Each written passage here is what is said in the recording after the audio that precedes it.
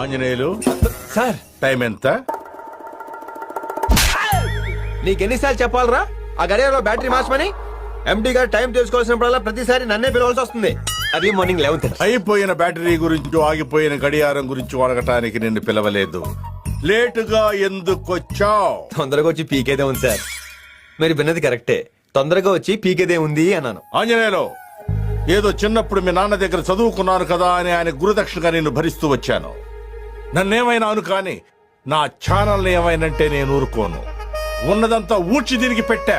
ఎంతో కష్టపడి రన్ చేస్తూ మీ అందరికి ఇంత శాలరీస్ ఇస్తుంటే అంతెంత అన్ని పోను 5300. అది మా ఇంట్లో కుక్కలు కూడా సరిపో. ఇంట్లో కుక్కాడుంది. మా ఇంటి ఓనర్ ఉంది. అయినా ఇదే పొజిషన్ లో పక్క ఛానల్ 25,000 ఇస్తున్నారు. మరైతే వెళ్ళు. వెళ్దాం. ఏ? ఇంటర్వ్యూ ఇంగ్లీష్ లో చేస్తారంట. నీ ఒక్కడి వల్ల స్టాఫ్ మొత్తం చెడిపోతున్నారు.